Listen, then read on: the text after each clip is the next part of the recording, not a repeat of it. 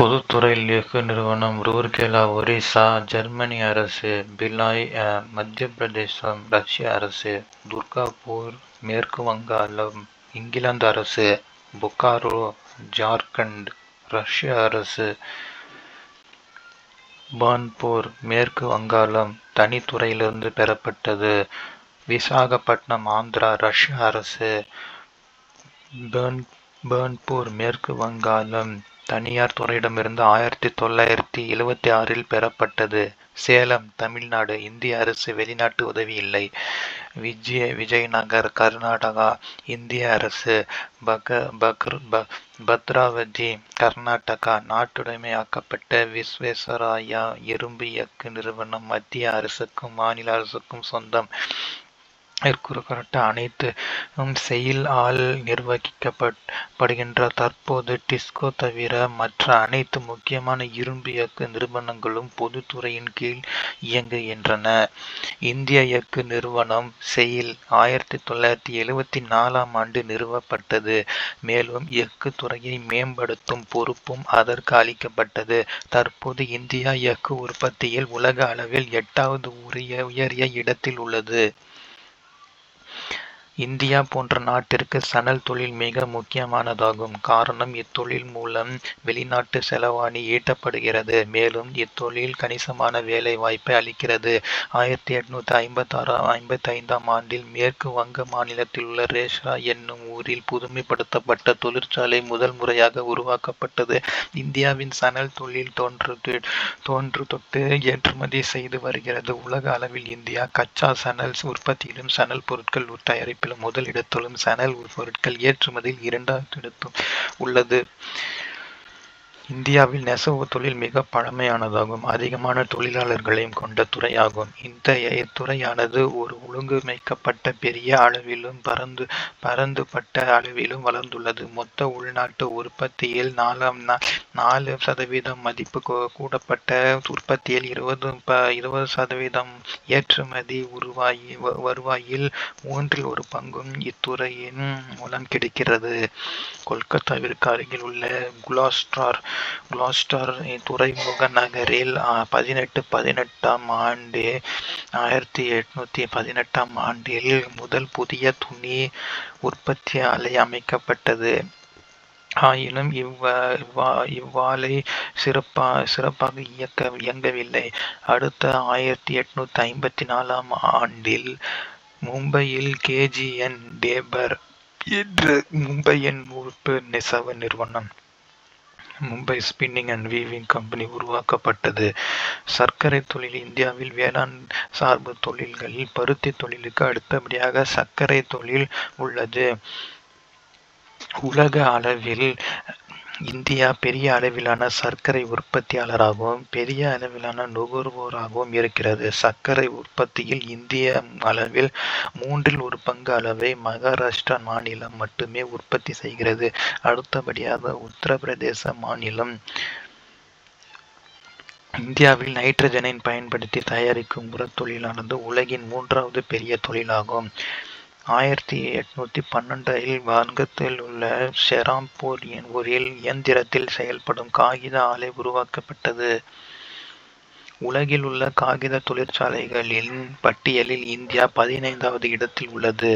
இயற்கையான பட்டு தயாரிப்பில் இந்தியா 2ஆம் இடத்தில் உள்ளது. சீனா முதலிடம். தற்போது உலக அளவில் இந்தியாவின் உற்பத்தி 16% ஆகும். இந்தியா மட்டுமே கீழ்கண்ட வணிக அடிப்படையிலான 5 வகையான பட்டு துணிகளை உற்பத்தி செய்கிறது. அதாவது மல்பெரி பட்டு, வெப்பமண்டல டஸ்ஸர் பட்டு, ஒக்டசர் பட்டு, எரி மற்றும் முகா பட்டு ஆகியன. அசாம் மாநிலத்துள்ள டிக்பாய் என்னும் ஊரில் 1889 வெற்றிகரமாக முதல் முறையாக எண்ணெய் கிணறு தோண்டப்பட்டது. தற்போது நாட்டின் பல்வேறு பகுதிகளில் எண்ணெய் இருப்பிடங்கள் அடையாளம் காணப்பட்டு எண்ணெய் வெளியில் எடுப்பதற்கான பணிகள் நடந்து கொண்டிருக்கின்றன.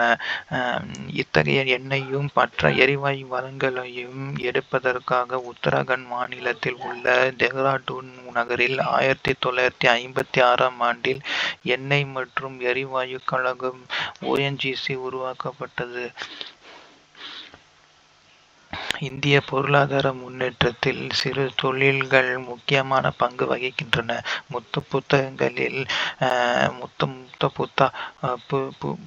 புத்தாக்கங்களில் 60 முதல் 70 விழுக்காடு சிறு தொழில்கள் மூலமாக கிடைத்தவையே. இன்றைய பெரிய தொழில்களில் பெரும்பாலானவை சிறு தொழில்களாக உருவாக்கப்பட்டு பின்பு வளர்ந்து பெரிய தொழில்களாக மாறியுள்ளன.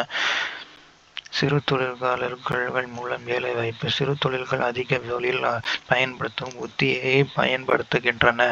இதனால் அதிக வேலைவாய்ப்பு கொடுக்கும் துறையாக உள்ளது. இதன் மூலமாக வேலையில்லா திண்டாட்டம் பெரிய அளவில் குறைகிறது.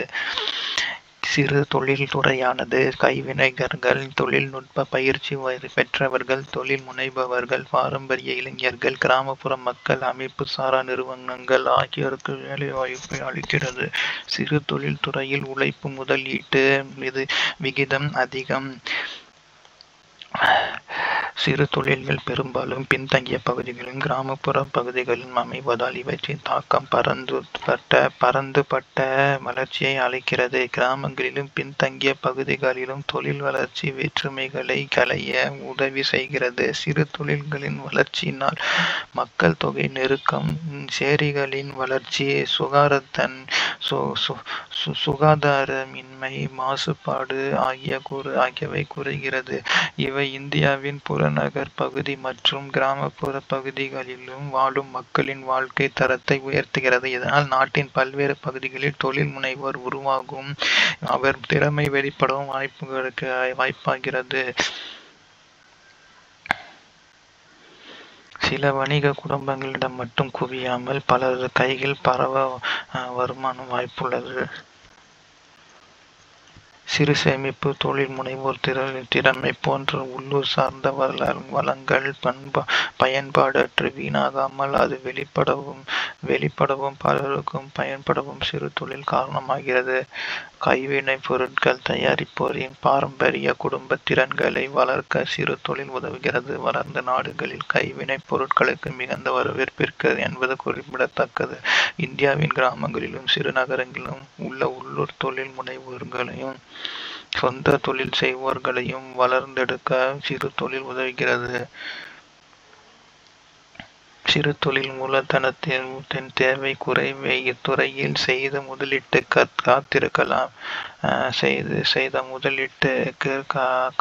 காத்திருப்பு காலம் மிக குறைவாக இருக்குமாதால் வருமானம் விரைவில் வர வாய்ப்புள்ளது. திருப்பி செலுத்தல் காலம் சிறு தொழில் நிறுவனங்களுக்கு மிக குறுகியதாக உள்ளது. அதிக வெளியீடு மூலதன விகிதத்தையும் அதிக வேலை வாய்ப்பு மூலதன விகிதத்தையும் நிலைப்படுத்தும் சக்தியாக சிறு தொழில் முறை உள்ளது. கிராமப்புற மக்களையும் சிறு நகர் வாழ் மக்களையும் சேமிப்பின் பக்கம் திருப்பவும் தொழில் சார்ந்த நடவடிக்கைகளில் ஈடுபடவும் சிறு தொழில் துறை ஊக்கப்படுத்துகிறது. சிறு தொழில் துறைக்கு மிகவும் புதிய இயந்திரங்கள் தேவையில்லை. எனவே வெளிநாட்டிலிருந்து இயந்திரங்கள் இறக்குமதி செய்ய அவசியமில்லை. அதே வேளையில் சிறு தொழில் துறையின் பொருட்களுக்கு அதிக தேவை உள்ளது. இது நாட்டின் வெளிநாட்டு செலவாணி மீதான அழுத்தத்தை குறைக்க உதவுகிறது. ஆனாலும் பெருந்தொழில்களின் அளவிற்கு விளம்பரம் செய்ய இயலாமலும் மூலதனம் திரட்ட இயலாமலும் சிறு தொழில்கள் சிதைந்து வருவதையும் காண முடிகிறது. இந்தியாவில் இருந்து ஏற்றுமதி செய்ததன் மூலம் சிறு தொழில்கள் கணிசமான வெளிநாட்டு செலவாணியை ஈட்டுகின்றன. சிறு தொழில் நிறுவனங்கள் பெரிய தொழில்களின் வளர்ச்சிக்கு ஆதரவு தருகின்றன. பெரிய அளவிலான தொழிற்சாலைகளுக்கு அருகில் அமைந்து சிறு தொழில் நிறுவனங்கள் உதிரி பாகங்கள், உட்கூறுகள், பெரிய தொழில்களுக்கு தேவையான அனைத்து பாகங்களையும் தயாரித்து வழங்கி வருகின்றன. பெரிய நிறுவனங்களுக்கு துறை நிறுவனங்களாக செயல்படுகின்றன. இந்தியாவில் நுகர்வோர் தேவையான பல்வேறு பொருட்களை சிறு தொழில் நிறுவனங்கள் தயாரிக்கின்றன. அன்றாட தேவைகளுக்கான பொருட்களை தயாரிப்பதால் பற்றாக்குறையும் பணவீக்கமும் குறைபடுகின்றன. சமூகத்தில் தொழில் முனைவோர் வர்க்கம் உருவாக சிறு தொழில் நிறுவனங்கள் உதவுகின்றன. வேலை தேடுவோரை வேலை வாய்ப்பை வழங்குவோராக மாற்றுகின்றன.